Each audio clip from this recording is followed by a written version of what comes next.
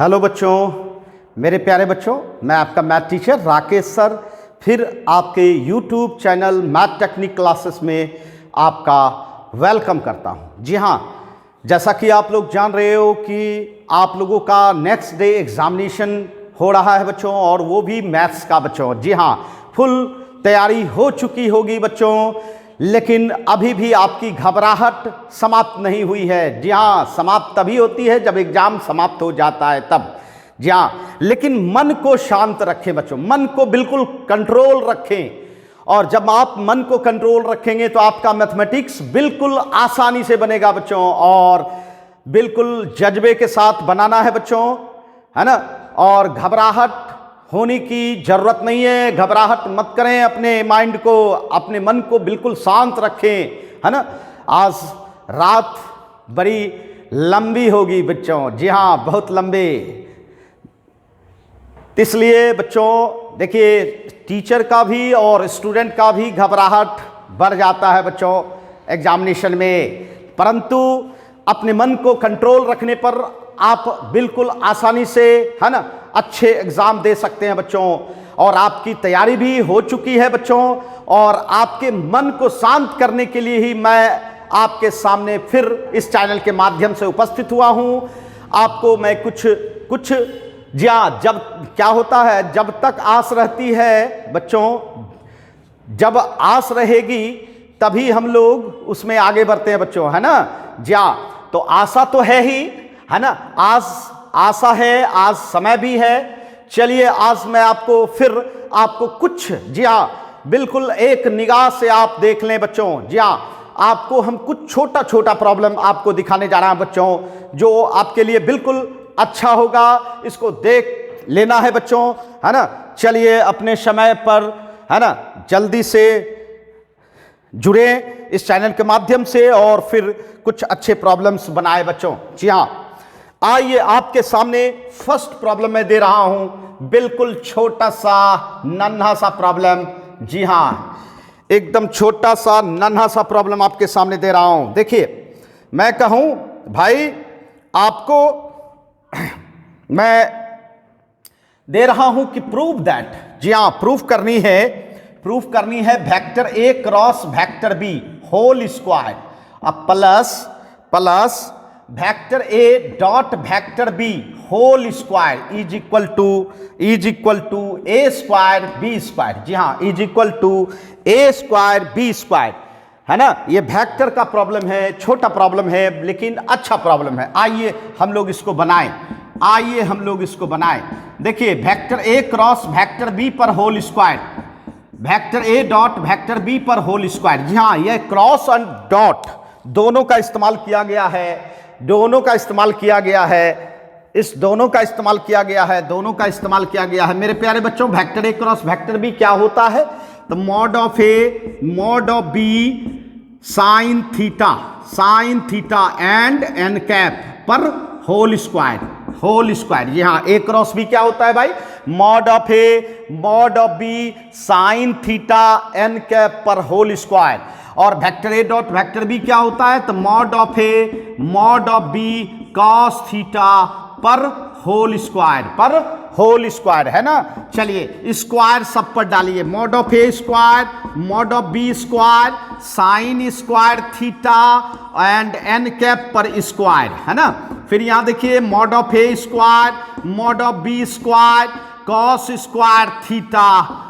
Square theta, है ना। जी हाँ, mod of A square, mod of B square, sine square theta, और एन कैप पर जो होल स्क्वायर हुआ, एन कैप यूनिट वेक्टर है, यूनिट वेक्टर पर होल स्क्वायर जब होता है तो वो 1 होता है बच्चों। वो क्या होता है बच्चों, 1 होता है। जी हाँ मेरे प्यारे बच्चों, 1 होता है।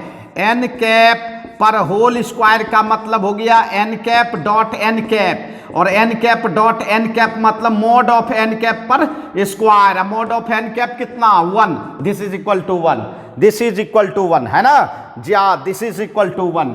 ये आपका है बच्चों ये आपका है ना। अब बताइए मॉड ऑफ ए स्क्वायर दोनों में कॉमन आ रहा है, mod of A square common ले लीजिए, mod of B square common आ रहा है, mod of B square common ले लीजिए। अब क्या रहा, साइन स्क्वायर थीटा अब प्लस कितना कॉस स्क्वायर थीटा। बताइए ट्रिगोमेट्री में आप sine square theta cos square theta को क्या कहते हो भाई, 1 कहते हो, है ना। चलिए 1 हो गया, ये ब्रैकेट में आपका 1 हो गया बच्चों। चलिए mod of A square mod of B square, है ना। अब मॉड ऑफ ए स्क्वायर को ही आप ए स्क्वायर भी कह सकते हो, मॉड ऑफ बी स्क्वायर को बी स्क्वायर कह सकते हो। देखिए आपका रिजल्ट आ चुका है, ए स्क्वायर बी स्क्वायर आ गया है बच्चों। जी हाँ, बहुत ही अच्छा क्वेश्चन है, बहुत ही इंपॉर्टेंट प्रॉब्लम है बच्चों।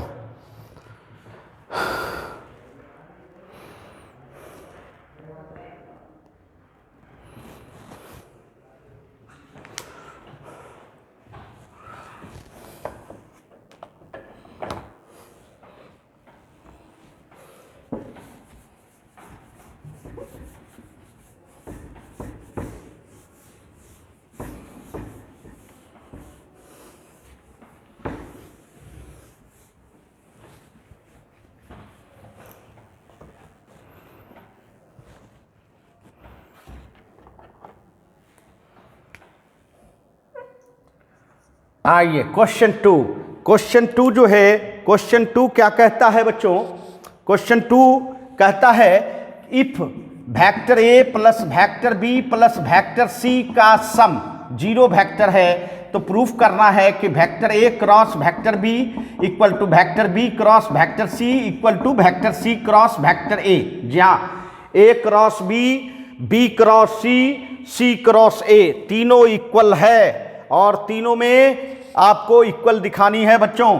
देखिए इसको कैसे बनाना चाहिए, ये आपके पास गिवन है बच्चों, तीनों वेक्टर का sum vector A plus vector B plus vector C equal to 0 vector, है ना। आप क्या करो इसमें क्रॉस मल्टीप्लाई कर दो, क्रॉस मल्टीप्लाई कर दो दोनों साइड, क्रॉस मल्टीप्लाई कर दो दोनों साइड किसी भी वेक्टर से, तीनों में से कोई भी एक वेक्टर लेके क्रॉस मल्टीप्लाई कर दो। चलो वेक्टर ए से कर दिया, वेक्टर ए से कर दिया, वेक्टर ए से कर दिया, दोनों साइड वेक्टर ए से कर दिया। अब चलो डिस्ट्रीब्यूट करो, vector A cross vector A plus vector A cross vector B अब plus vector A cross vector C, और वेक्टर ए को 0 वेक्टर से अगर क्रॉस किया जाए तो 0 वेक्टर होगा। अब बताइए A vector A cross vector A, जी हाँ, क्रॉस प्रोडक्ट में कोई भी वेक्टर अपने आप के साथ क्रॉस होता है तो वह 0 वेक्टर होता है। वह क्या होता है भाई, 0 वेक्टर होता है। एक vector A cross vector A क्या होगा, 0 वेक्टर होगा। उसके बाद vector A cross vector C, इसको उल्टाने के लिए माइनस लगाना होगा, निगेटिव साइन लगा दो उलट जाएगा, ए क्रॉस सी क्या हो जाएगा, सी क्रॉस ए। उसके बाद आप इस निगेटिव वाले को उधर भेजो, बताओ क्या हो गया, vector A cross vector B बराबर vector C cross vector A हो गया बच्चों, है ना। एक रिजल्ट आ चुका है, एक रिजल्ट ए क्रॉस बी बराबर सी क्रॉस ए हो गया है। फिर आप क्या करो, जी हाँ, अगेन फिर से आप उसी रिजल्ट को लो, A vector B plus vector C बराबर 0 वेक्टर, फिर से ले लिया। जैसे यहाँ एक क्रॉस किए थे, यहाँ दूसरा कोई वेक्टर लीजिए। बताइए इसमें क्रॉस क्या करना चाहेंगे आप, क्या करना चाहेंगे, तो मल्टीप्लाई करो क्रॉस प्रोडक्ट से वेक्टर बी, जी हाँ, वेक्टर बी से मल्टीप्लाई करो, क्रॉस मल्टीप्लाई करो, vector A plus vector B plus vector C बराबर vector B cross vector 0। Vector B से डिस्ट्रीब्यूट करो, vector B cross vector A plus vector B cross vector B plus vector B cross vector C. अब vector B को vector 0 से करेंगे तो 0 vector होगा। अब देखिए vector B cross vector A, vector B cross vector A, इसको उल्टाने के लिए माइनस लगाना होगा, तब जाके ये उलट जाएगा, क्योंकि cross product anti commutative law को फॉलो करता है। जी हाँ, क्रॉस प्रोडक्ट जब भी ए क्रॉस बी हो और इसको उल्टाना हो तो माइनस के साथ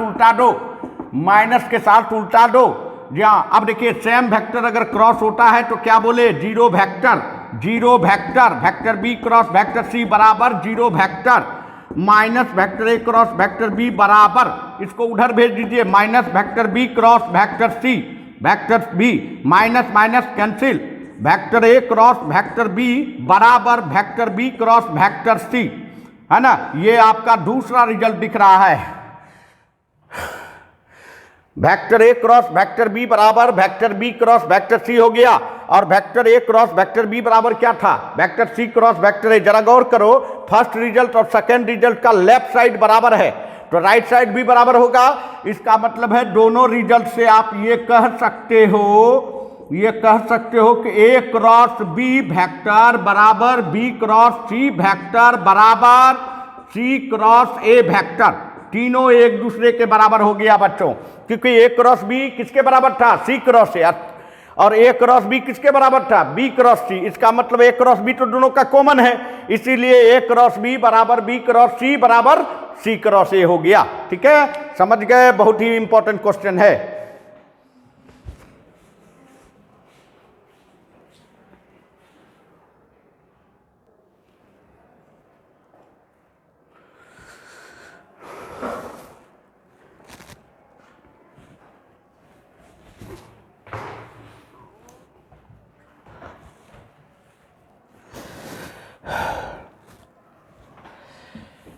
ये हम लोग का वेक्टर का दूसरा क्वेश्चन सॉल्व हो गया बच्चों।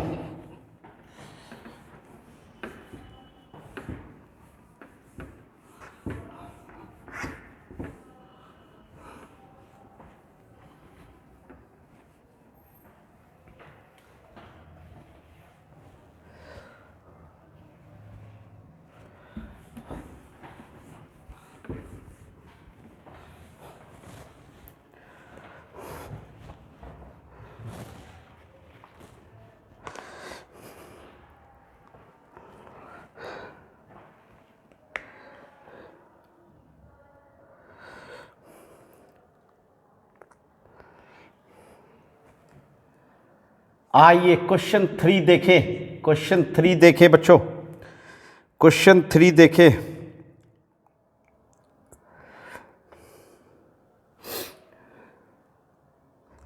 क्वेश्चन 3 कहता है for what value of lambda, value of lambda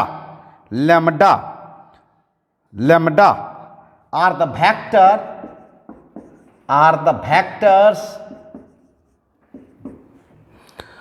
vector A equal to 2i plus lambda J plus K and vector B equal to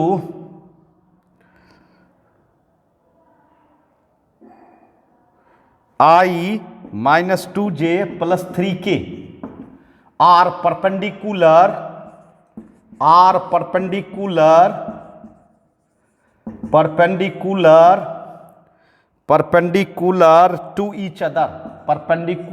to each other, एक दूसरे के परपेंडिकुलर हैं बच्चों, एक दूसरे के परपेंडिकुलर हैं बच्चों, एक दूसरे के परपेंडिकुलर है। बताओ लैम्डा कैसे निकालोगे? तुम्हारे पास दो वेक्टर है, एक वेक्टर आपका है my dear 2i plus lambda J plus K, है ना। दूसरा वेक्टर है वेक्टर बी बराबर i minus 2j plus 3k। देखो मेरे प्यारे बच्चों, एक बात जान लीजिए, कोई भी दो वेक्टर अगर परपेंडिकुलर रहता है तो एक ही चीज दिमाग में रहना चाहिए, दोनों का डॉट प्रोडक्ट 0 होगा, दोनों का डॉट प्रोडक्ट क्या होगा? 0 होगा।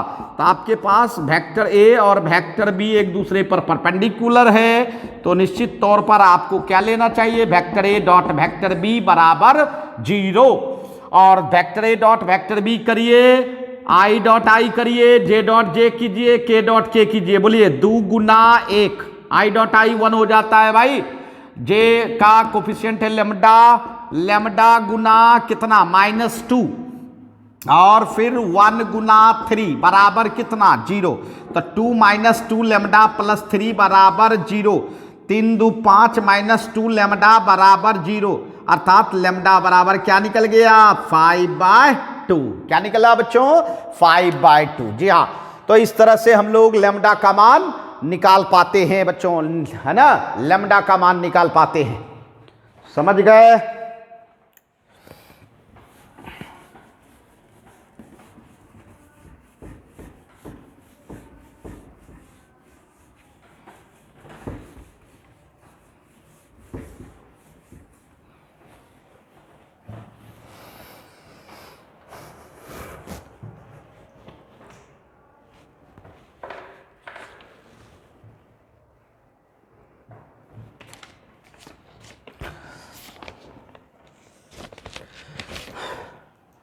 अब आइए क्वेश्चन 4।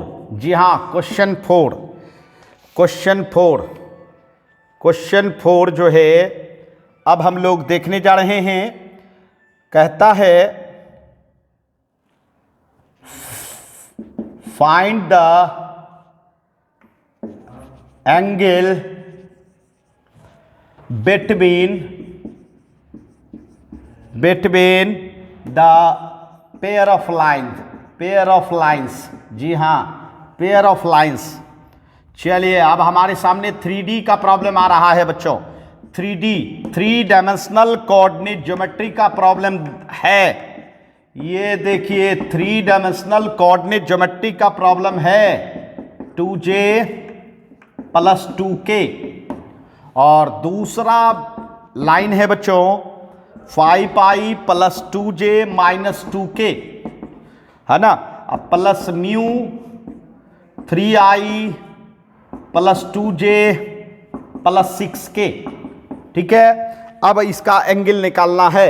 दो लाइन के बीच आपको एंगल निकालना है।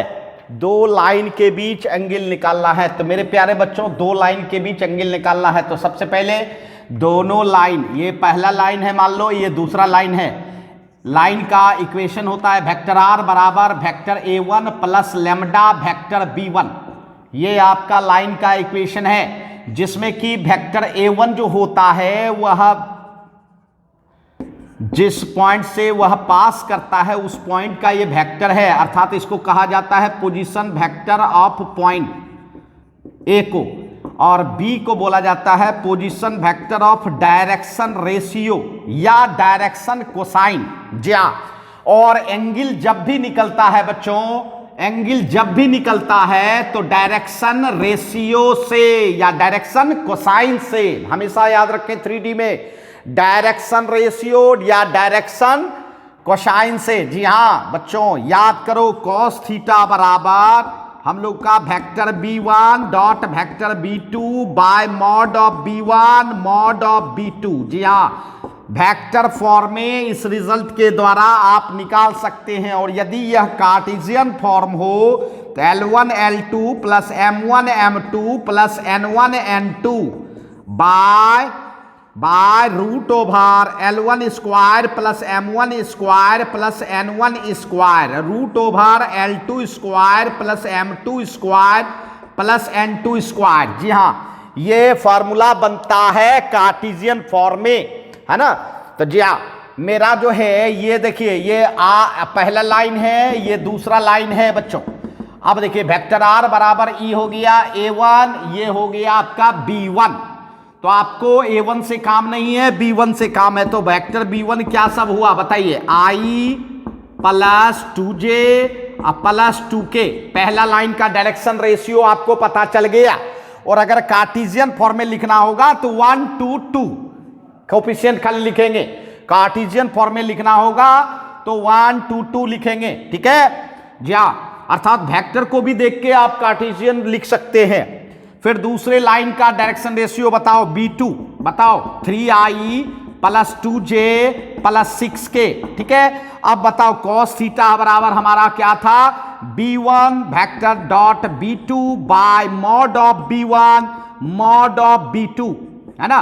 अब बताओ डॉट करो, 1 × 3 2 × 2 और 2 × 6 बटे b1 का मॉडुलस बताओ 1 स्क्वायर 2 स्क्वायर 2 स्क्वायर। उसके बाद b2 का मॉडुलस 3 स्क्वायर + 2 स्क्वायर + 6 स्क्वायर, है ना। तो बताओ क्या हो गया, cos थीटा बराबर, अरे 3 + 4 + 12 बाय, यहां 2 दूनी 4, 2 दूनी 4, 4 4 8, 8 1 9, 9 का √3, फिर चलिए 6 6 36 और 4 40, 4 49, सॉरी 9 49, 49 का 7, ये देखिए 12 4 16, 16 3 19/21, ये cos थीटा का मान निकला। This is theta equal to क्या हो जाएगा, cos इनवर्स 19/21। ये हुआ दोनों लाइन के बीच का एंगल। तो जी हाँ बच्चों, सबसे पहले तो स्ट्रेट लाइन का स्ट्रक्चर मेमोरी में रखें। वेक्टर आर बराबर vector A plus lambda vector B, और वेक्टर बी से जो कि डायरेक्शन रेशियो होता है लाइन का, तो वेक्टर बी से डायरेक्शन रेशियो है और उसी के आधार पर एंगल प्राप्त किया जा सकता है ना। जी हाँ, समझ गए। चलिए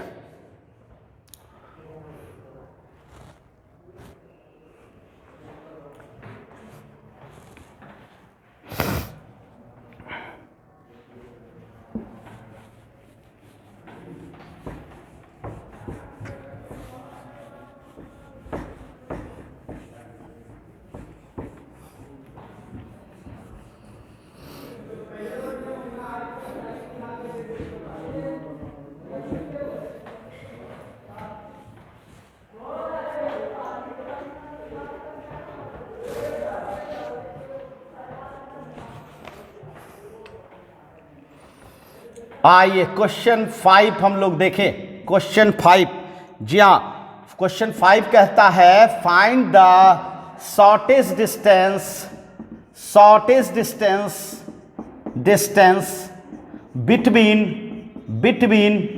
बिटवीन टू स्क्यू लाइंस। जी हाँ, 2 स्क्यू लाइंस, 2 स्क्यू लाइंस के बीच शॉर्टेस्ट डिस्टेंस निकालनी है। 2 स्क्यू लाइंस के बीच शॉर्टेस्ट डिस्टेंस निकालनी है। पहला लाइन का इक्वेशन है vector R equal to 8 + 3 lambda I plus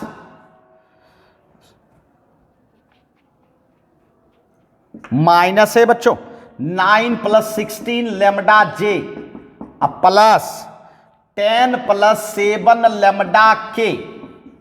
ठीक है, उसके बाद दूसरा लाइन है बच्चों, दूसरा लाइन का इक्वेशन है 15i plus 29j plus 5k plus mu जी हाँ 3i plus 8j minus 5k, है ना।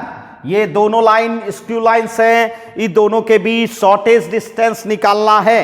शॉर्टेज डिस्टेंस निकालना है मेरे प्यारे बच्चों। देखिए 2 स्क्यू लाइन्स है, ये और ये L1 और ये L2। ठीक है, देखिए L1 का इक्वेशन वेक्टर R बराबर A1 plus lambda vector B1, इस फॉर्म में ले आना है। क्या इस फॉर्म में है आपका पहला लाइन? ये आपका पहला लाइन है। क्या ऐसा है? ऐसा है नहीं है तो पहले तैयार करना होगा, है ना। चलिए पहला लाइन को हम लोग तैयार करें, अब सॉल्यूशन करें बच्चों। पहला लाइन को तैयार करें। ये देखिए वेक्टर आर बराबर 8 + 3 लैम्डा आई minus 9 + 16 lambda J plus 10 + 7 lambda के। सबसे पहले इसको तैयार करना होगा क्योंकि इसमें लैम्डा को अलग करना होगा और विदाउट लैम्डा अलग करना होगा। चलो मल्टीप्लाई करो, 8i + 3 लैम्डा आई माइनस 9j माइनस 16 लैम्डा के जे और प्लस 10k प्लस 7 लैम्डा के। ठीक है बच्चों, तो जितने भी विदाउट लैम्डा है उसको एक साथ करें। चलिए इसमें लैम्डा नहीं है, इसमें भी लैम्डा नहीं है और इसमें भी लैम्डा नहीं है, इसको एक जगह कलेक्ट कर लें और जिसमें लैम्डा हो ये बचबा उसको एक जगह कर लेना, है ना। तो लैम्डा इसमें भी है, लैम्डा कॉमन ले लिए 3i और इसमें भी लैम्डा है 16j और इसमें भी लैम्डा है 7k। इस तरह से आप तैयार कर लिए। बताओ अब तो लगने लगा होगा कि a और ये b, अर्थात a1 हो गया 8i minus 9j plus 10k और b1 हो गया 3i minus 16j plus 7k। इस तरह से हम लोग a1 b1 निकाल लिए। फिर दूसरा लाइन देखिए, दूसरा लाइन जो है वो आपका पहले से लगता है तैयार है। 15i plus 29J plus 5K plus mu 3I plus 8J minus 5K। ये आपका पहले से तैयार है, इसको तैयार करने की जरूरत नहीं है। या जो तैयार हो उसको तैयार करने की जरूरत नहीं होती है बच्चों। भाई दूसरा लाइन का equation A2 plus mu vector B2, जी हाँ इस तरह से देख रहे हो, ये A2 है, ये A2 है 15I plus 29J plus 5K, ये आपका A2 है, और B2 आपका है 3I plus 8J minus 5K, ये B2 है। तो इस तरह से हम लोगों ने A1 B1 निकाला स्ट्रेट लाइन का, फिर दूसरे लाइन का A2 वेक्टर और B2 निकाला, ठीक है। अब क्या करना है, शॉर्टेज डिस्टेंस निकालना है, अर्थात दोनों के बीच परपेंडिकुलर डिस्टेंस निकालना है। जी हाँ, तो आप बिल्कुल घबराए नहीं, इसकी के बीच ये निकालना है D, है ना, ये D निकालना है, बिल्कुल आसानी से निकालना है लेंगे। इसके लिए आपको क्या करना होगा, इसके लिए आपको क्या करना होगा, सबसे पहले आपको A2 माइनस A1 करना होगा। क्या करना होगा, वेक्टर A2 माइनस A1, जी हाँ A2 माइनस A1। चलिए A2 में A1 घटाइए, 15 में 8 गया कितना, 7। 29 में माइनस 9 जाएगा तो कितना हो जाएगा भाई, 38 हो जाएगा, 38J। फिर ये 5K है, 10K माइनस होगा तो माइनस 5K। तो इस तरह से A2 vector minus A1 vector निकाल लिया आपने। डिफरेंस निकालना है, पॉइंट को पॉइंट से घटाना है।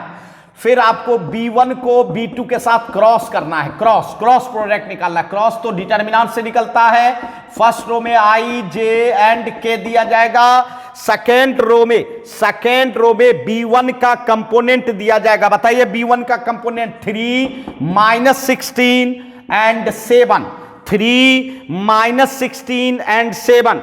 B2 का देखिए कोफिशिएंट 3, 8 और माइनस 5। इस तरह से आप डिटर्मिनेंट फॉर्म कर लीजिए और फिर इस डिटर्मिनेंट का रिजल्ट निकालिए। बोलिए I लीजिएगा तो क्या होगा, 16 पंचे 80 माइनस 8 7 56, माइनस J लीजिएगा तो माइनस 15 माइनस 21, और फिर प्लस K लीजिएगा तो 8 तिया 24 और प्लस 16 तिया 48। तो ये देखिए ये हो जाएगा 24I,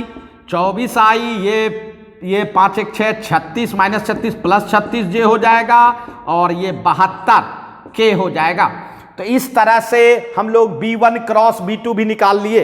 अब पता है शॉर्टेज डिस्टेंस के लिए एक रिजल्ट आपको मेमोरी में रखें, वो क्या है, तो आपने A2 माइनस A1 निकाला डॉट B1 क्रॉस B2 अब बाय B1 क्रॉस B2 का मॉडुलस और होल मॉड कर दीजिए, B1 क्रॉस B2 का होल मॉड। अब इस पर बैठा देना है। चलिए A2 माइनस A1 निकाल लिए हैं, B1 क्रॉस B2 भी निकाल लिए हैं, दोनों का डॉट करें। 7 गुना 24, बोलिए 7 गुना 24। फिर देखिए 38 गुना 36 और माइनस 5 गुना 72, ठीक। अब बाय रूट अंडर, अब बताइए B1 क्रॉस B2 का मॉडुलस बताइए, 24 पर स्क्वायर, फिर आपको 36 पर स्क्वायर, अब फिर आपको 72 पर स्क्वायर, ठीक, होल मॉड। यही हो गया बच्चों। अब इसका कैलकुलेशन कर लेना है, बट कैलकुलेशन भी करेंगे तो होशियारी से, जी हाँ, क्योंकि टाइम आपका बर्बाद नहीं हो। जी हाँ मेरे प्यारे बच्चों, एक बात याद रखिएगा, आप लोग मैथमेटिक्स में हमेशा टाइम पर जरूर फोकस कीजिएगा, टाइम अपना मैनेज जरूर कीजिएगा बच्चों, जिससे कि आपका प्रॉब्लम मिस ना हो, जानते हुए मिस ना हो। इसीलिए बिल्कुल स्टार्टिंग से ही यूनिफॉर्म स्पीड में चलना है, कहीं कोई परेशानी नहीं होगी बच्चों। जी हाँ, अब देखिए 24, 36 और 72, इन तीनों में 12 कॉमन है। कितना कॉमन है भाई, 24 में भी 12 है, 36 में भी 12 है और 72 में भी 12 है। तो ऐसा करो आप यहां थोड़ा बना देते हैं। आप क्या करो, 12 कॉमन ले लो, 12 कॉमन ले लो, बताओ क्या होगा। 12 ले लोगे तो 2 बचेगा 24 में, 12 ले लोगे तो 36 में 3 बचेगा, और 12 ले लोगे तो बरछाक 72, 6 बच जाएगा। ठीक है, अब यहां देखिए, यहां गौर कीजिएगा, नीचे में देखिए 24 स्क्वायर, 36 स्क्वायर, 72 स्क्वायर, ये भी कैलकुलेशन थोड़ा टफ हो जाता है, बट आपको एकदम ट्रिक बता रहे हैं। 24 के मेरे पास भी 12 है, जिस पर स्क्वायर रहेगा तो 12 स्क्वायर, 36 पे भी 12 है तो 12 स्क्वायर रहेगा, 72 पर भी 12 है तो 72 में भी 12 स्क्वायर हो जाएगा। इसका मतलब है आप क्या करेंगे, रूट के अंदर 12 स्क्वायर सबसे कॉमन ले लेंगे, तो बचा क्या, 12 दूनी 24, 2 स्क्वायर बच गया, 12 तिया 36, 3 स्क्वायर बच गया, बरछाक 72, 6 स्क्वायर बच गया। ठीक है, अब आप क्या करोगे, अब आप क्या करोगे, 12 12 7 दूनी 14, अब प्लस 8 तिया 24 के 4, बाकी 2, 3 तिया 9, 2 11, 56 30, बिल्कुल बाय।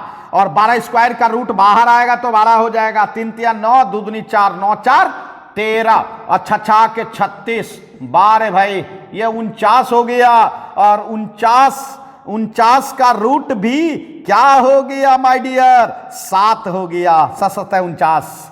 आई बात समझ में, मैंने क्या बोला, 6 के 36, 3 तिया 9 है ना, 45, 4 49, और 49 का रूट लेंगे तो 7 होगा, और 1 12 तो कट ही जाएगा।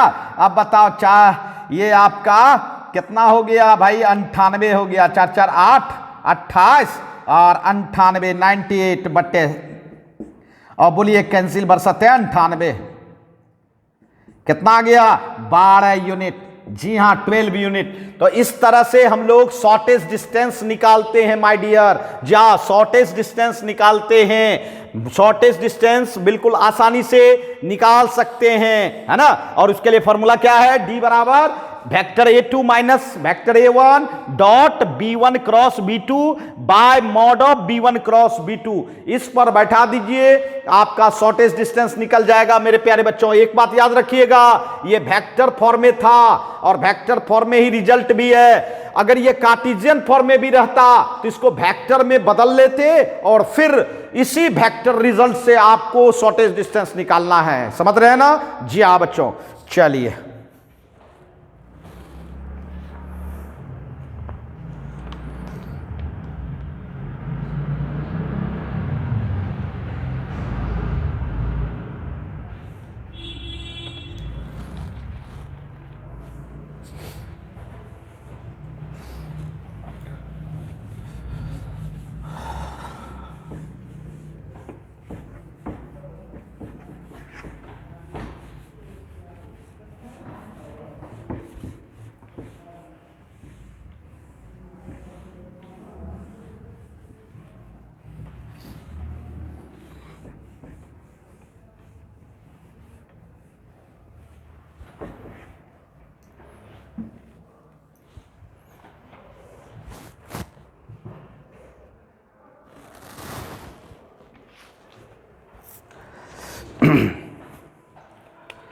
आइए क्वेश्चन 6 देखें, क्वेश्चन 6 देखें, क्वेश्चन 6 देखें बच्चों, क्वेश्चन 6 देखें।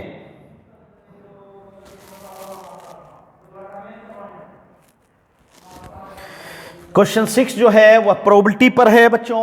कहता है twice of probability of A, twice of probability of A equal to probability of B equal to 5/13, 5/13।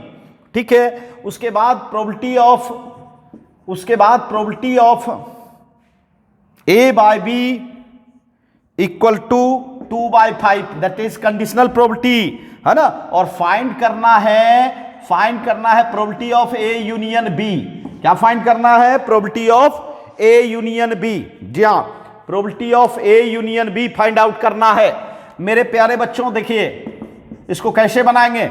देखिए आपके पास 2 प्रोबेबिलिटी ऑफ ए बराबर प्रोबेबिलिटी ऑफ बी बराबर कितना दिया है? 5/13। आप क्या करो, 2 प्रोबेबिलिटी ऑफ ए बराबर 5/13 है भाई, ये इसका मान है। तो प्रोबेबिलिटी ऑफ ए बराबर कितना हो जाएगा? 5/13 दूनी 26 हो जाएगा। उसके बाद प्रोबेबिलिटी ऑफ बी जो है वह 5/13 है ना। जी हाँ, प्रोबेबिलिटी ऑफ बी 5/13। और आपके सामने probability of A by B है भाई, probability of A by B. जी हाँ, probability of A by B आप जानते होंगे कि probability of A intersection B by probability of B. जी हाँ, कंडीशनल प्रोबेबिलिटी है, probability of A by B बराबर क्या निकाला जाता है, ए एंड बी इंटरसेक्शन होगा और बाय प्रोबेबिलिटी ऑफ बी होगा। अब ये यहां ले आइए, ये यहां ले आइए तो क्या हो जाएगा, probability of A intersection B बराबर, ये मल्टीप्लाई कर दीजिए, प्रोबेबिलिटी ऑफ बी गुना probability of A by B, ऐसा होगा। प्रोबेबिलिटी ऑफ बी का मान बताओ, प्रोबेबिलिटी ऑफ बी का मान बताओ कितना है आपके पास, probability of B 5/13, probability of A by B कितना, probability of A by B आपके पास 2/5 है भाई। इसका मतलब है probability of A by B 2/5 है, तो 5 दूनी 10 और 5 5 कैंसिल हो गया भाई, तो 2/13, 2/13। जी हाँ, ये प्रोबेबिलिटी ए इंटरसेक्शन बी निकल गया। क्यों ना निकले, क्योंकि आपको क्या निकालना है, देखिए तो probability of A union B. जी हाँ, एडिशनल थ्योरम याद होगा, probability of A union B बराबर क्या होता है, probability of A plus probability of B minus probability of A intersection B. निकलना चाहिए ना, इसीलिए निकाला बच्चों। जी हाँ, ये निकलेगा तभी आप प्रोबेबिलिटी यूनियन का निकाल सकते हैं। ए का प्रोबेबिलिटी 5/26, बी का प्रोबेबिलिटी 5/13 और ए इंटरसेक्शन बी का प्रोबेबिलिटी 2/13। बताओ 26 एलसीएम, ये 5 होगा, ये 13 दूनी 26, 5 दूनी 10, 13 दूनी 26, 2 दूनी 4, 10 5 15, 15 में 4 गया, 11/26। जी हाँ, अर्थात ए यूनियन बी का प्रोबेबिलिटी जो है वो क्या निकला, 11/26। क्या निकला माय डियर, 11/26। जी हाँ, ये आपका रिजल्ट आया बच्चों यूनियन का, है ना, ये आपका रिजल्ट आया।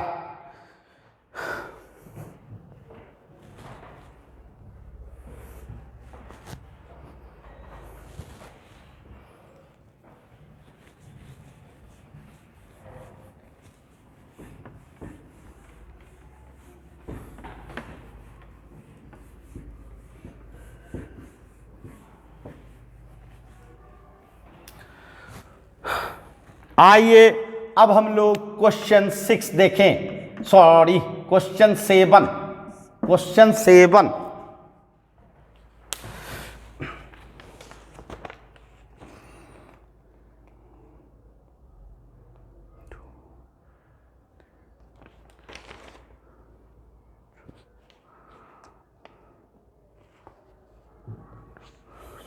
आइए क्वेश्चन 7 देखें।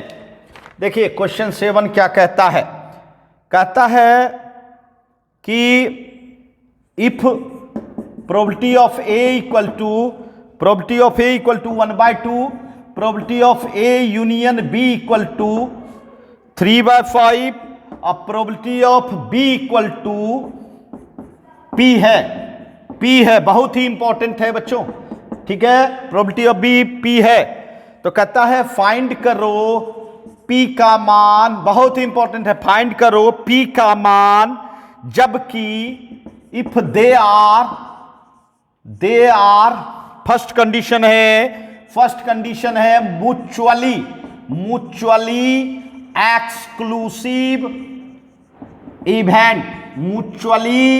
एक्सक्लूसिव इवेंट जब रहे तो बताओ कि P का मान क्या होगा।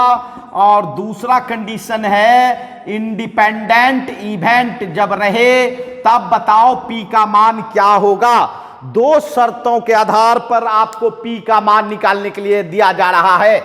मेरे प्यारे बच्चों कैसे बनाएंगे, सबसे पहले आपके पास क्या सब अवेलेबल है, A का प्रोबेबिलिटी है 1/2 और A यूनियन B का प्रोबेबिलिटी है 3/5 और B का प्रोबेबिलिटी P सिंबल में है। B का प्रोबेबिलिटी किस सिंबल में है, तो P सिंबल में, यही P आपको फाइंड आउट करना है। बट शर्त के साथ, पहला है कि अगर A एंड B दोनों म्यूचुअली हो, A एंड B इवेंट और म्यूचुअली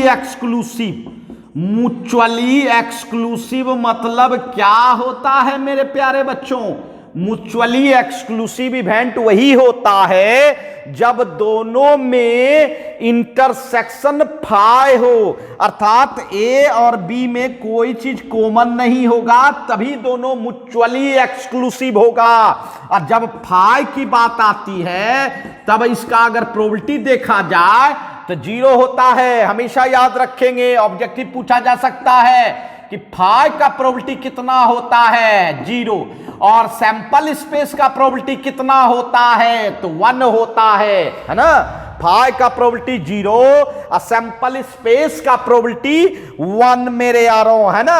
इस तरह से म्यूचुअली एक्सक्लूसिव इवेंट होने से मेरा दोनों का इंटरसेक्शन का प्रोबेबिलिटी निकल गया 0। अब आप probability of A union B additional theorem इस्तेमाल कर सकते हैं। Probability of A plus probability of B minus probability of A intersection B. जी हाँ, इसको एडिशनल थ्योरम के नाम से जाना जाता है बच्चों। अब ये बताइए, ए यूनियन बी का प्रोबेबिलिटी आपके पास 3/5, ए का प्रोबेबिलिटी कितना 1/2, बी का पी और ए इंटरसेक्शन बी का प्रोबेबिलिटी 0। अब ये देखिए कि 1/2 अगर इधर ले आएंगे 3/5 माइनस 1/2 बराबर पी, एलसीएम ले लो 10, अर्थात 5 दूनी 10, 3 दूनी 6, 2 पंचे 10 बराबर कितना पी, अर्थात 1/10 बराबर पी। जी हां, जब दोनों म्यूचुअली एक्सक्लूसिव इवेंट होगा तो उसमें पी का मान कितना आएगा, तो 1/p। आई बात समझ में। फिर देखिए दूसरा शर्त के साथ बनाते हैं। अगर हम ये कहें A and B are independent, जी हां, A and B are independent, इसका मतलब यह हो जाता है बच्चों कि ना ए को इफेक्ट करता है बी और ना बी को इफेक्ट करता है ए। और जब ऐसा सिचुएशन आता है तो आपका जो है उस समय हम लोग यूनियन का जो प्रोबेबिलिटी है वह हो जाता है इस तरह का 1 minus probability of A dash into probability of B dash. ये उस सिचुएशन में आता है बच्चों जब क्या हो मेरे प्यारे बच्चों। देखिए मेरे प्यारे बच्चों, उस सिचुएशन में यह यूनियन, जी हां, यह यूनियन प्रोबेबिलिटी हो जाता है जब दोनों इंडिपेंडेंट हो। जब दोनों क्या हो, इंडिपेंडेंट हो। जी हां, इंडिपेंडेंट होगा तो यही एडिशनल थ्योरम मॉडिफाई होके बनता है। ये probability of A union B बराबर 1 minus probability of A dash into probability of B dash. समझ रहे हैं। बट यहां हम यूज नहीं कर सकते थे क्योंकि यहां इंडिपेंडेंट नहीं था, यहां म्यूचुअली एक्सक्लूसिव था। समझ रहे हैं मेरी बात। जी हां, उसके बाद इसमें रखा जाए ए यूनियन बी का प्रोबेबिलिटी 3/5 और 1 माइनस ए डैश कैसे निकाला जाता है, 1 में ए को घटा दो, मतलब 1 में 1/2 घटाओ। बी डैश कैसे निकालते हो, प्रोबेबिलिटी ऑफ बी डैश, तो 1 में बी का प्रोबेबिलिटी घटा दो, बी कितना है पी, है ना। जी हाँ, ये देखिए तो 3/5 इक्वल टू 1 माइनस, घटाइए 1/2 1 माइनस पी। इसके बाद इसको इधर लाइए 1/2 1 minus P equal to 1 minus 3/5, 1/2 1 minus P equal to कितना हो जाएगा 2/5। ठीक है, तो 1 माइनस पी इक्वल टू 4/5 का 2 से मल्टीप्लाई हो जाएगा, पी उधर गया और 1 के तरफ 4/5 आएगा तो कितना आ जाएगा 1/5। कितना आ जाएगा 1/5। जी हाँ, इसका मतलब हो गया कि जब इंडिपेंडेंट इवेंट होगा तो उस केस में P का मान 1/5। मेरी बात समझ में आई।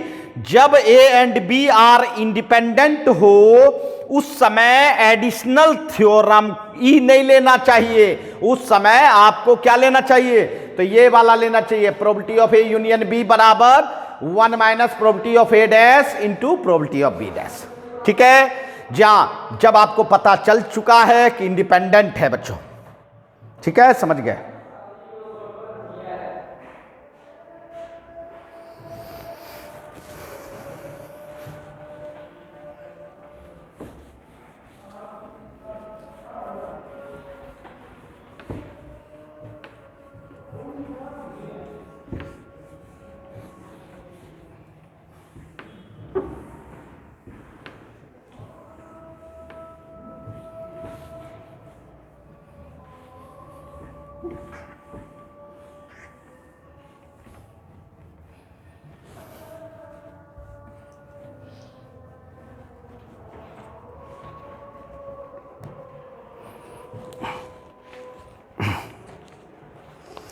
आइए अब क्वेश्चन 8 बनाए। क्वेश्चन 8 बनाए।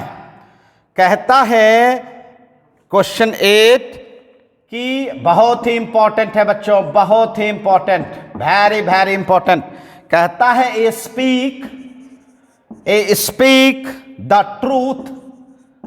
ट्रूथ, जी हाँ, सत्य बोलने वाला इन 75% cases, 75% cases, and be in 80% cases, be 80% cases. In what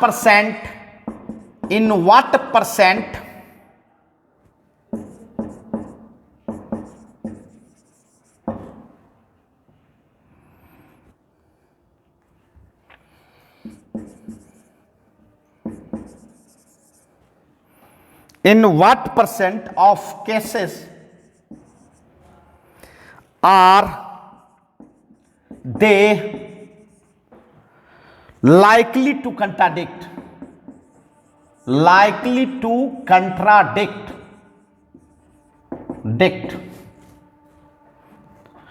each other in stating the same fact. बहुत ही जबरदस्त सवाल है, बहुत ही, ये आप छोड़ना ही नहीं, बिल्कुल नहीं छोड़ना। जी हां, देखो भाई, ये देखो, पहले समझ लो भैया, ए स्पीक ट्रूथ इन 75%। एक आदमी है जो सत्य बोलता है, कितना परसेंट? 75% ट्रूथ बोलता है। निश्चित 25% वो झूठ भी बोलता होगा, तब ना 75% ट्रूथ बोल रहा है, सही बोल रहा है, इसका मतलब है 25% झूठ भी बोल रहा है। ठीक है, अगर हम प्रोबेबिलिटी निकालना चाहें सत्य बोलने का प्रोबेबिलिटी, तो कितना निकलेगा? 75% अगर सत्य बोलता है तो 75/100, 25 या 75, 25 चौक 100, 3/4। और अगर झूठ बोलने वाली बात हो, ई डैश मतलब ना, है ना, अगर ई मतलब यस तो डैश मतलब ना झूठ बोलता है, तो झूठ कितना बोल रहा है? 25%, तो 25/100, 25 चौके 100, 1/4। ठीक है, और एक दूसरे तरीके से भी निकाला जा सकता है। देखिए, सत्य बोलने का प्रोबेबिलिटी आपने एक व्यक्ति का क्या निकाले हो? 3/5। तो इसको अगर 1 में घटा दोगे 3/4, तो आपका 1/4 ही आ जाएगा। देखो, 1/4 ही आ जाएगा। समझ रहे हो मेरी बात? जी हाँ, ये मैं घेर देता हूं। आप परसेंटेज के हिसाब से निकालना चाहो तो 25/100 1/4 होगा, या ट्रूथ के प्रोबेबिलिटी के अनुसार निकालोगे, क्योंकि ट्रूथ का प्रोबेबिलिटी बच्चों, ट्रूथ का प्रोबेबिलिटी 3/4 आ चुका है, और उसी व्यक्ति का फॉल्स का प्रोबेबिलिटी निकालना है, तो ट्रूथ प्लस फॉल्स बराबर हमेशा 1, है ना? जी हाँ, क्योंकि एक ही व्यक्ति का दोनों प्रोबेबिलिटी है, यस और नो, और यस और नो को मिला के कितना? 1। जैसे कि आप एक सिक्के में देखते हो, एक सिक्के में हेड का प्रोबेबिलिटी 1/2 होता है, तो टेल का प्रोबेबिलिटी क्या करते हो, है ना? 1/2 ही होता है, दोनों का सम 1 होना चाहिए। उसी तरह बी व्यक्ति जो है, बी व्यक्ति किसी के बारे में 80% सच बोलता है, जहां किसी थिंग के बारे में 80% सच बोलता है, तो निश्चित 20% क्या बोलेगा? झूठ बोलेगा। कैसे निकाले भाई? 100 में 80 घटा दिए, है ना? जा, चलिए अब ये गौर करना है कि सत्य जो है बी कितना परसेंट बोल रहा है? 80%। तो इसका प्रोबेबिलिटी क्या होगा? 80/100। ये 4, ये 5, 4/5, और सत्य नहीं बोल पाता है, मतलब 1 - 4/5, दिस इज इक्वल टू 1/5। ठीक है, या परसेंटेज के आधार पर निकालना चाहते हैं तो 20/100, 20 5 100, 1/5 होगा बच्चों। जी हाँ, तो इसका मतलब है ए सत्य बोलने का प्रोबेबिलिटी 3/5, ए झूठ बोलने का प्रोबेबिलिटी 1/4। बी सत्य बोलने का प्रोबेबिलिटी 4/5, बी असत्य बोलने का प्रोबेबिलिटी 1/5। ठीक है। अब क्या कहता है, in what percent of cases they are likely to contradict each other, एक दूसरे का विरोधी। ये कंट्राडिक्ट मतलब होता है विरोधाभास, विरोधाभास, लड़ाई झगड़ा। तो लड़ाई झगड़ा कब होता है बच्चों, पता है? जी हाँ, देखिए बच्चों, अब मैं बताऊं कि एक ये पत्थर है, सपोज करो, मान लो ये पत्थर है और दो व्यक्ति इसके अगल बगल में आ चुका है। दो व्यक्ति, एक व्यक्ति ए है, दूसरा व्यक्ति बी है। अगर मान लो ये अपने मन से बोलता है, जी हाँ ये तो अपना मन है ना, मैं कुछ भी बोल सकता हूं, जी हाँ सत्य या असत्य ये मेरी मर्जी है। उसी तरह एक ही मर्जी है, इसने कहा कि ये पत्थर है, ये क्या है, पत्थर है, मतलब ये ट्रूथ बोल रहा है, ये ट्रूथ बोल रहा है, क्योंकि ये ओरिजिनल में स्टोन है। ओरिजिनल में क्या है, स्टोन है, पत्थर है बच्चों, है ना। ए बोल रहा है कि नहीं ये पत्थर है, मतलब ट्रूथ बोल रहा है। तो निश्चित तौर पर विरोधी आदमी क्या बोलेगा, जस्ट उल्टा बात बोलेगा, जो बोला वो नहीं बोलेगा। इसका मतलब बी बोल रहा है इसको कि भाई नहीं ये ईंट है। बी क्या बोल रहा है, ये ईंट है। क्या बी सत्य बोल रहा है कि असत्य बोल रहा है, तुम ही बताओ। निश्चित असत्य लग रहा होगा, तो जी हाँ निश्चित दोनों में टकराव होगा। एक अगर सत्य बोला तो दूसरा क्या बोला, असत्य बोला। और यदि ए ही मान लो बोलेगा कि भैया ये ईंट है, ईंट है, तो इसका मतलब ये फॉल्स बोल रहा है। तो निश्चित तौर पर बी क्या बोलेगा, बी क्या बोलेगा, बी क्या बोलेगा, नहीं भाई ये स्टोन है, ये स्टोन है, मतलब ये सत्य बोल रहा है। तभी ना विरोधाभास होगा। विरोध कब होता है, जब दोनों एक दूसरे का अपोजिट बोलता है तब। तो इसीलिए बच्चों यहां विरोधाभास का प्रोबेबिलिटी निकालना है, और विरोधाभास का प्रोबेबिलिटी निकालने के लिए आपको एक को सत्य बोलवाना होगा और दूसरे को क्या बोलवाना होगा, असत्य। जी हाँ, अर्थात आपको प्रोबेबिलिटी कंट्राडिक्ट का निकालना है, विरोधाभास का। तो आप क्या करो, आप क्या करो, ए सत्य बोल रहा है, ए पहला ए व्यक्ति सत्य बोल रहा है। सत्य बोलने का कितना क्या होता है, ई, है ना। और बी को क्या बोलना चाहिए, असत्य बोलना चाहिए, मतलब एंड माने इंटरसेक्शन। बी असत्य बोले, असत्य बोलने वाला सिंबल क्या है, एफ डैश। बी का असत्य बोलने वाला सिंबल क्या है, एफ डैश, है ना। एक केस ये हो गया, या ऐसा भी हो सकता है कि मान लो ए ही झूठ बोल रहा होगा, ए ही क्या बोल रहा होगा, झूठ बोल रहा हो। झूठ बोलने का मतलब ई डैश। तो निश्चित तौर पर एंड, तो बी क्या बोलेगा, सत्य बोलेगा, ट्रूथ बोलेगा, तभी ना विरोधाभास होगा। एक अगर सत्य, ए अगर सत्य बोल रहा है तो बी असत्य बोलेगा, और ए अगर असत्य बोलेगा तो बी क्या बोलेगा, सत्य बोलेगा, तभी दोनों में कंट्राडिक्ट होगा, है ना। अब बताओ, प्रोबेबिलिटी ऑफ ई गुना प्रोबेबिलिटी ऑफ एफ डैश। जी हाँ मेरे प्यारे बच्चों, इंटरसेक्शन हमेशा याद रखना, कहीं एंड रहे, एंड का मतलब इंटरसेक्शन। इंटरसेक्शन को ऑपरेशन में मल्टीप्लाई के रूप में देखते हैं, और कहीं और रहे और को यूनियन से देखते हैं, और यूनियन को ऑपरेशन में प्लस से देखा जाता है बच्चों। जी हाँ, यहां और है तो प्लस, फिर यहां देखिए probability of E dash into क्या होगा, प्रोबेबिलिटी ऑफ एफ। ठीक है, अब रिजल्ट रखिए। ई का प्रोबेबिलिटी, सत्य बोलने का प्रोबेबिलिटी ए का 3/5, एफ डैश बी का असत्य बोलने का probability 1/5 plus E dash, probability of E dash, E dash मतलब ए असत्य बोल रहा है 1/4, है ना।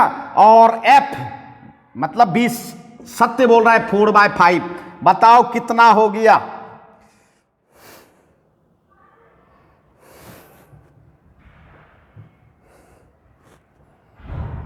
थ्री बाय 3/4 है। चलिए ठीक है, 3/4 तो 3/20 और 4/20 अर्थात 7/20। और पूछा जा रहा है, देखिए तो परसेंटेज में, ये प्रोबेबिलिटी तो निकल गया, प्रोबेबिलिटी 7/20 हो गया, बट परसेंटेज में बदलने के लिए 100 से मल्टीप्लाई कर दो, 20×5 100, मतलब कितना हो जाएगा 35%, मतलब 35% ऐसा सिचुएशन है ए एंड बी में कि विरोधाभास, है ना, विरोधाभास की प्रायिकता प्रोबेबिलिटी आया है बच्चों। जी हां, प्रोबेबिलिटी आया है, समझ गए। जी हां, बहुत ही इंपॉर्टेंट, वेरी वेरी इंपॉर्टेंट। जी हां, गारंटी के साथ 2023 में मेरे प्यारे बच्चों आने का चांस है बच्चों। कितना टाइम हुआ,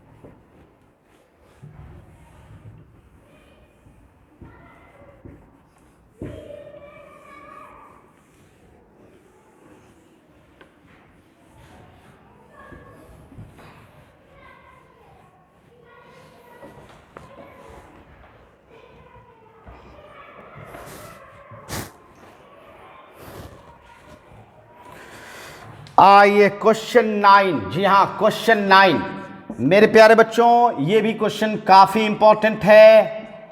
ये देखिए, a random variable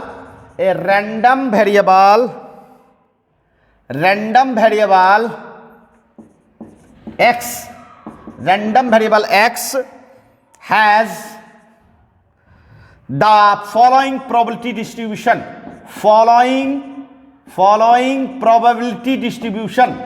probability distribution। जी हाँ, probability distribution बहुत ही अच्छा प्रॉब्लम है, probability distribution।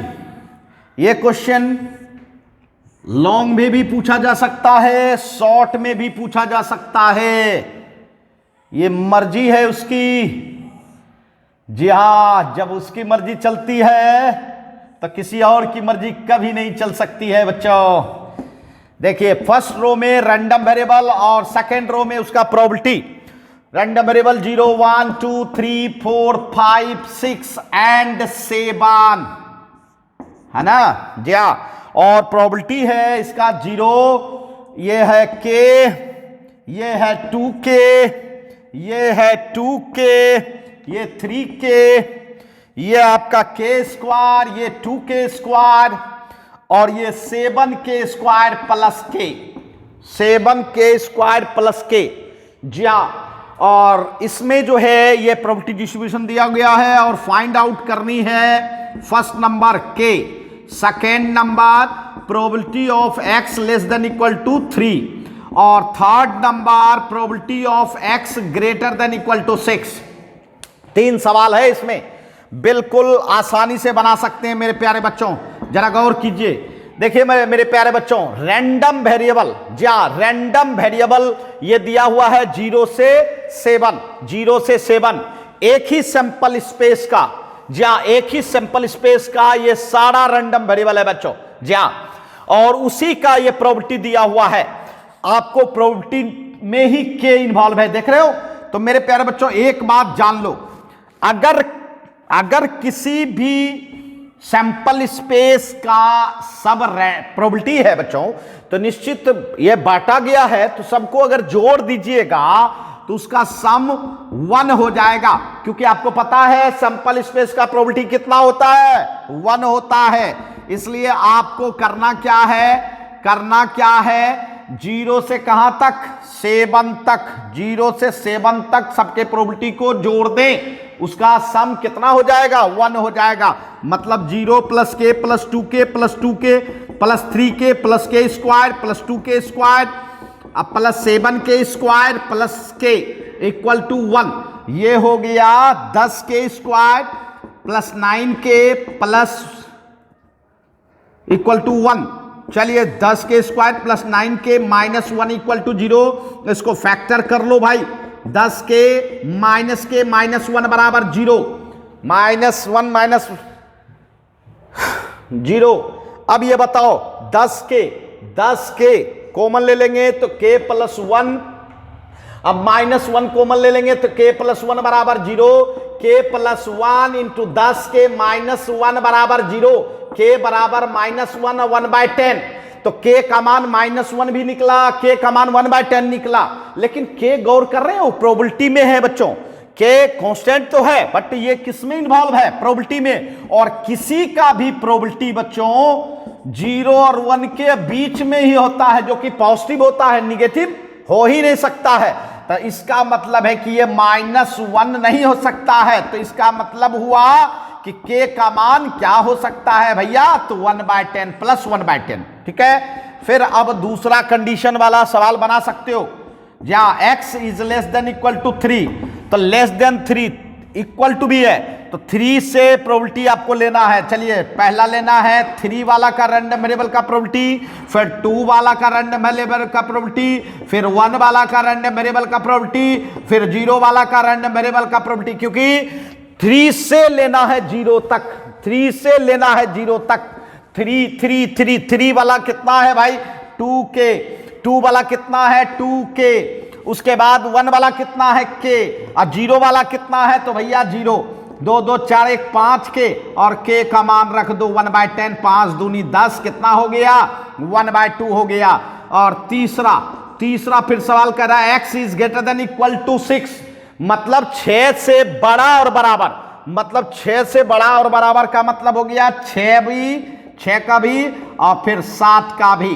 तो जी हाँ मेरे प्यारे बच्चों, 6 का प्रोबेबिलिटी होता है 2k स्क्वायर, 7 का प्रोबेबिलिटी है 7k स्क्वायर प्लस k, इसका मतलब 7 दूनी 9k स्क्वायर प्लस k, ठीक है। और k का मान आप रख दो, k का मान रख दो 9 गुना 1/10 पर स्क्वायर प्लस 1/10 जोड़ के 19/100, ठीक है जी हाँ, जोड़ के 19/100।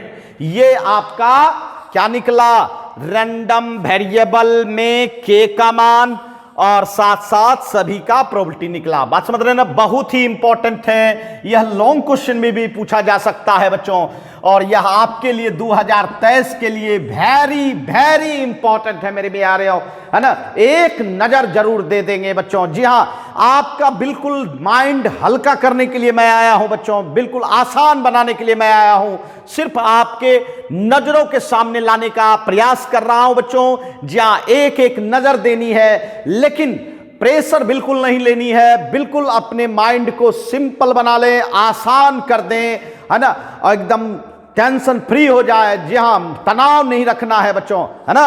और मैथ का सबसे बड़ा दुश्मन होता है तनाव, टेंशन, जो कि नहीं होना चाहिए। बिल्कुल नॉर्मल होके आप एग्जाम दें और बिल्कुल अच्छा एग्जाम आपका जाएगा बच्चों, है ना। तो चलिए जल्दी से नोट करें।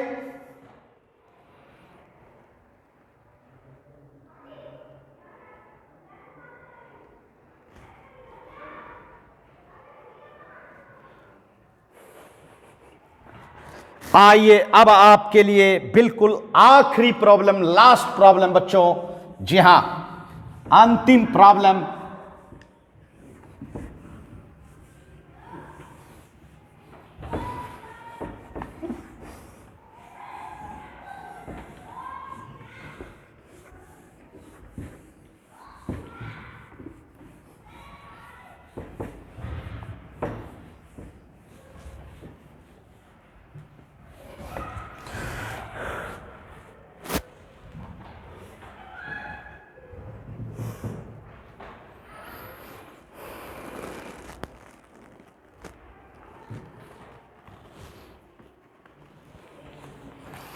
बहुत ही अच्छा प्रॉब्लम।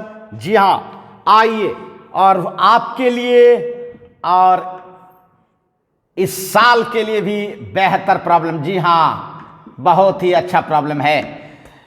देखिए कहता है, ये एलपीपी का प्रॉब्लम है, लीनियर प्रोग्रामिंग प्रॉब्लम। जी हां, एलपीपी 100% हर साल आपके एग्जामिनेशन में आता है बच्चों, एक लॉन्ग क्वेश्चन में 5 नंबर में। ये मेरा आखिरी प्रॉब्लम बच्चों आपके लिए बच्चों। जी हां, maximum and minimum, maximum and minimum चाहिए आपको। z बराबर 5x plus 10y, 5x plus 10y, ये ऑब्जेक्टिव फंक्शन है बच्चों, ऑब्जेक्टिव फंक्शन के नाम से इसको जाना जाता है ना। जी हां, अब इसमें कंडीशन लगा है subject to constant, subject to constant. जी हां, कंडीशन क्या है भाई, x plus 2y is less than equal to 120, उसके बाद x plus Y is greater than equal to 60, है ना। उसके बाद x minus 2y is greater than equal to 0 and xy is greater than equal to 0। जी हां, ये condition है और इस कंडीशन को लेते हुए हम लोगों को सॉल्व करना है।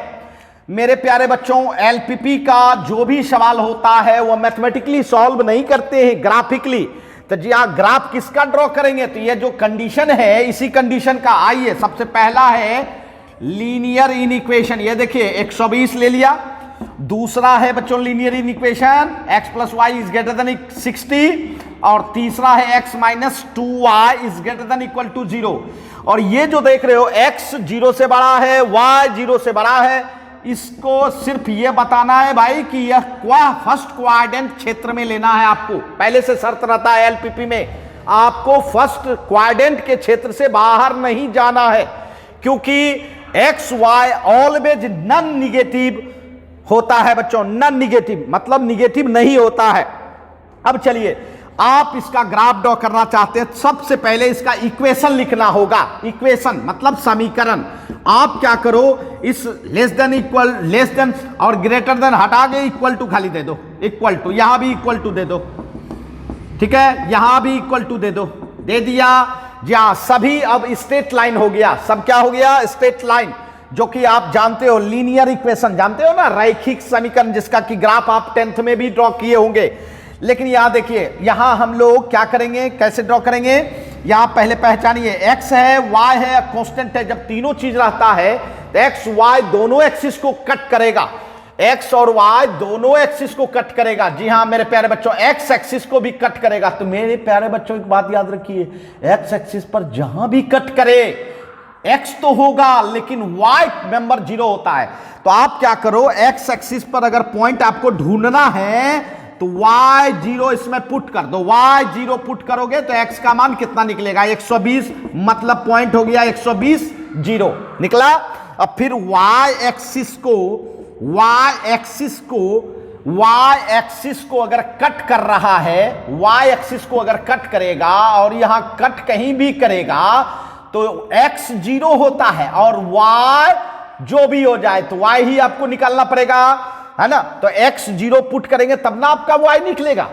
जी हाँ, x 0 पुट करेंगे तो आपका y निकल जाएगा। चलिए x 0 रखेंगे तो 2y बराबर 120, y बराबर 60, मतलब पॉइंट आ गया 0, 60। समझ रहे हैं? तो याद रखें, अगर आपको x एक्सिस पर पॉइंट निकालना होता है तो उसमें पुट y बराबर 0 रख के x का मान निकालते हैं, और y एक्सिस पर x बराबर 0। जहां हमेशा उल्टा, x एक्सिस पर y 0 और y एक्सिस पर x 0। चलिए एक एक करके ग्राफ भी बनाना है। आपके पास ग्राफ पेपर दिया रहेगा बच्चों, उसी पर बनाना है ना। और यदि नहीं ग्राफ पेपर दिया रहे तभी आप अपने पेज में बनाए बच्चों, बिल्कुल एकदम सिंगल पेज में, है ना, पेंसिल के द्वारा। जी हाँ, पेंसिल के द्वारा स्केल भी रखें बच्चों, है ना, जिससे लाइन सीधी हो। ठीक है, चलिए पहला पॉइंट ढूंढिए। पहला पॉइंट है 120, 0 एक्स एक्सिस पर। चलिए 120, 0 ढूंढ लिया, ये पॉइंट मैंने इमेजिंग किया 120, 0।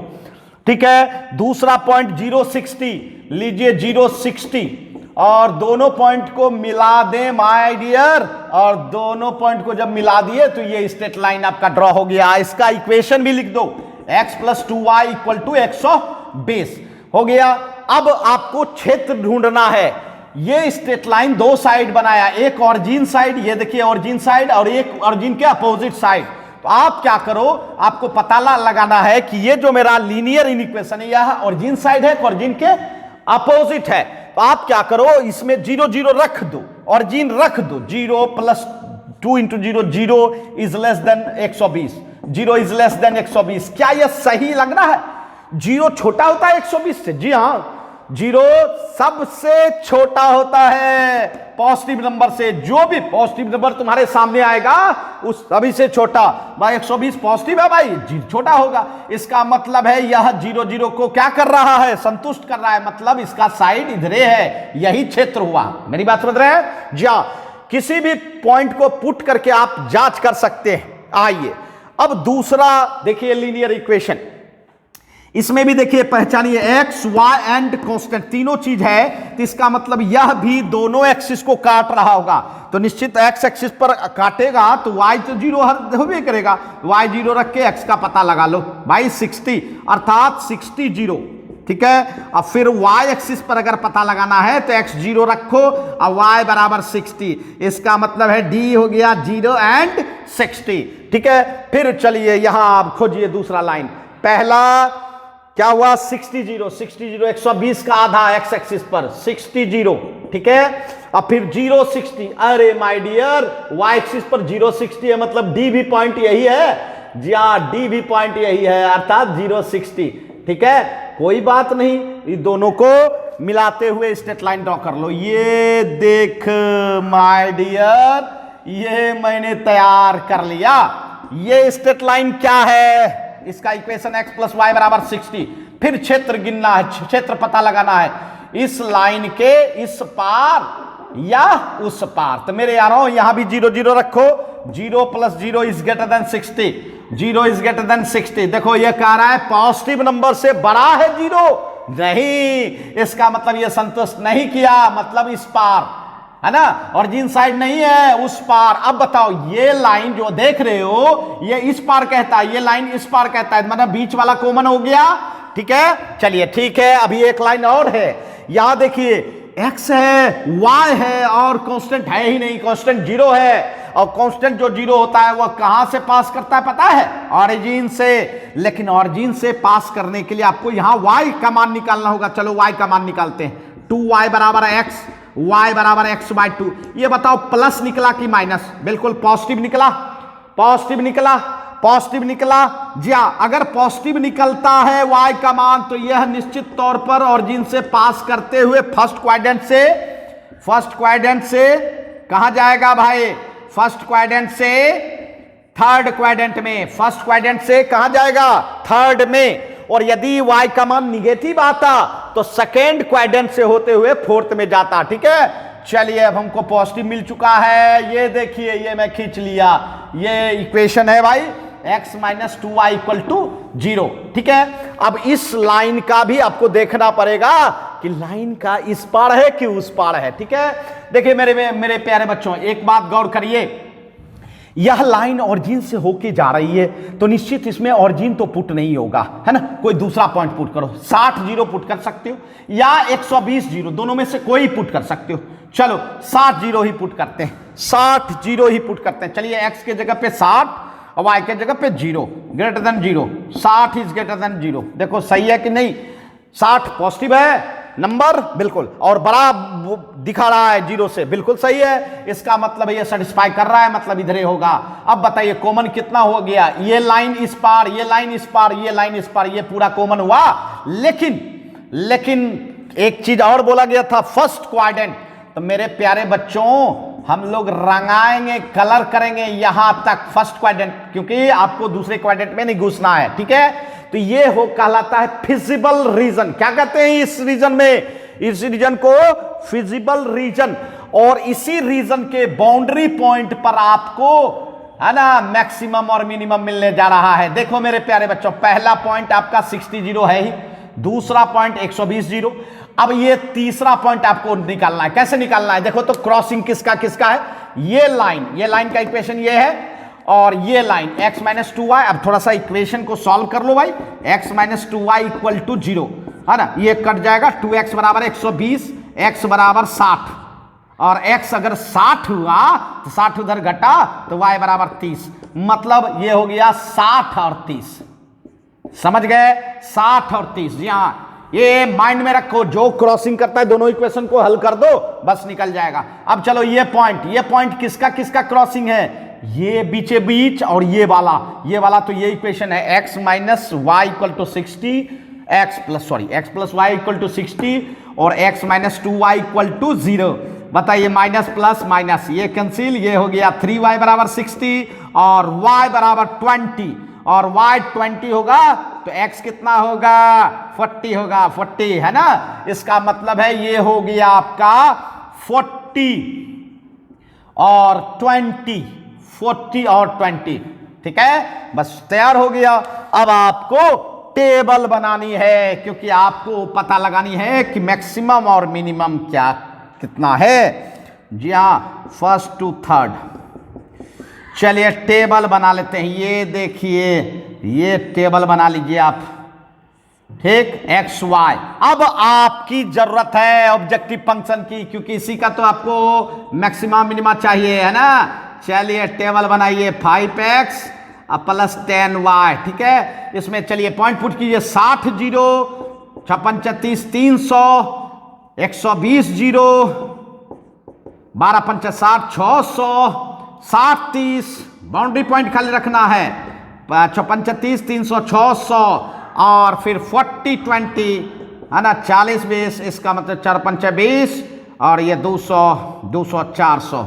देखिए बताइए इस 4 में से मैक्सिमम कहां दिख रहा है? तो भैया 600 में दिख रहा होगा, लेकिन दो जगह 600 है, कोई टेंशन नहीं, यही आपका मैक्सिमम है। मतलब 2 पॉइंट के लाइन ज्वाइनिंग पर है बच्चों। ये देखिए 120 जीरो और दूसरा है 60 जीरो, मतलब इस पर ही आपको, इस लाइन पर ही मैक्सिमम मिल रहा है।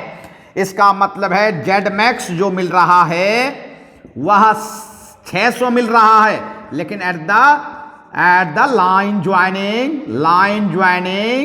ज्वाइनिंग कौन सा 120 जीरो एंड 60-30। ओके, ये पता चल गया। और मिनिमम तो सबको पता है 300 मिनिमम है, 300 मिनिमम है। मिनिमम कितना है भाई बंदो? 300। तो जेड मिनिमम इक्वल टू कितना? 300 किस पर? एट एक्स बराबर 60, वाई बराबर 0। ये तो पॉइंटे पे मिल गया है ना, ये पॉइंटे पे मिल गया मिनिमम। ओके, इसका मतलब है मिनिमम यहां मिल रहा है, ठीक है, पॉइंट पर, और मैक्सिमम इस लाइन पर मिल रहा है। ठीक है, समझ गए? जी हां, ये हमेशा 5 नंबर में क्वेश्चन और शॉर्ट में भी आता है बच्चों। शॉर्ट मतलब 2 नंबर का भी आता है। तो मेरे प्यारे बच्चों, दो रहेगा, यहां 3 था, वहां 2 रहेगा, बस 1 भी रह सकता है। तो आप झट से उसका ग्राफ ड्रॉ करो और फिर अपना एरिया देख लो, बस उसका बाउंड्री पॉइंट से मैक्सिमम मिनिमम पता लगा लो। ओके जी हां, और ऑब्जेक्टिव सब रहे, समझ लो, ऑब्जेक्टिव अगर रहे तो दोनों इक्वेशन को खाली सॉल्व करके पॉइंट निकाल के और उसमें पुट कर दो, ऑब्जेक्टिव सॉल्व हो जाएगा। थोड़ा थोड़ा टेक्निक अपनाना होता है बच्चों, बिल्कुल टेक्निक।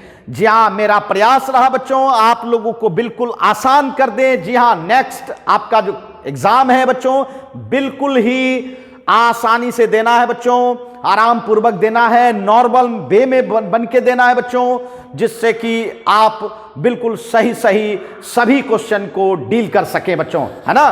तो मेरा जी हाँ, सबसे पहले आप लोगों को ये कह दूं कि आप हड़बड़ाना नहीं। जी हाँ, मैथ्स में सभी बच्चे हड़बड़ा जाते हैं, हड़बड़ाना नहीं है, बिल्कुल आराम से नॉर्मल बन के एग्जाम में प्रवेश कीजिए बच्चों, और इजी वे में एग्जाम दीजिए। जी हाँ, ऑब्जेक्टिव को भली भांति, है ना, पर के बनाना है बच्चों, बहुत समझदारी से बनाना है, क्योंकि मैथमेटिक्स है बच्चों, थोड़ा बहुत कैलकुलेशन की जरूरत होगी, बहुत ज्यादा कैलकुलेशन की जरूरत ऑब्जेक्टिव में नहीं पड़ता है। बिल्कुल इजी वे में आप ऑब्जेक्टिव सॉल्व कर लेंगे, है ना। जी हाँ, और आपको पता ही है 100 ऑब्जेक्टिव पूछा जा रहा है और उसमें 50 आपको बनाना है। अगर 100 नहीं भी आता है, 60 आता है, फिर भी आपको 50 बनानी है। इसका मतलब है कि आपको ऐसे भी 100 नहीं देखना है बच्चों।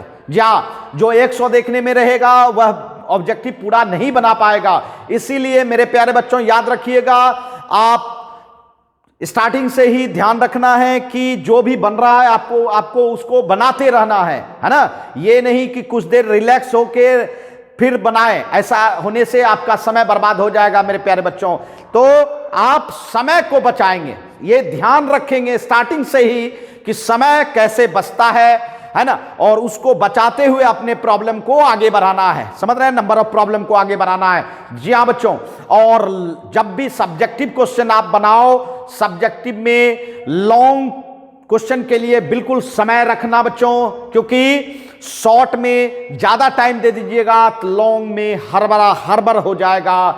निश्चित हड़बड़ में गड़बड़ होता है मेरे यारों, तो गड़बड़ नहीं करना है, एकदम आराम से टाइम को लेते हुए। जी हाँ, जितना भी कम समय आप शॉर्ट क्वेश्चन में दे सकें ज्यादा बेटर होगा, क्योंकि आपका ज्यादा से ज्यादा समय किस में जाएगा, तो लॉन्ग क्वेश्चन में जाएगा मेरे यारों, है ना। और आपके इस चैनल में फार्मूला भी दे दिया गया है, एक बार जी हाँ, एक बार आप अपने चैनल के माध्यम से उस फार्मूला को देख लें, जहाँ लिखा गया है उसमें आप देखें, सभी फार्मूला को एक बार रिवाइज करके जाए, जिससे कि आपको एमसीक्यू में कहीं कोई परेशानी नहीं होगी। तो जी हाँ, आपको, है ना, एग्जामिनेशन के लिए, मैथ्स एग्जामिनेशन के लिए या आने वाले सभी एग्जामिनेशन के लिए एडवांस में बेस्ट ऑफ लक बच्चों, है ना।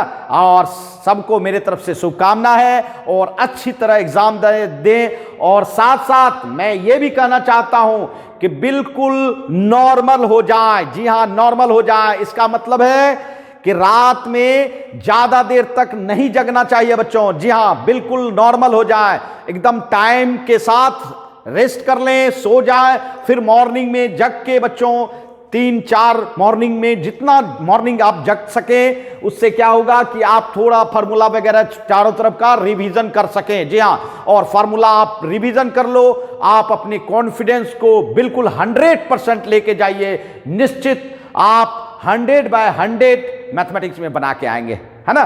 तो चलिए फिर मिलते हैं, है ना, एग्जामिनेशन के बाद। बाय बच्चों।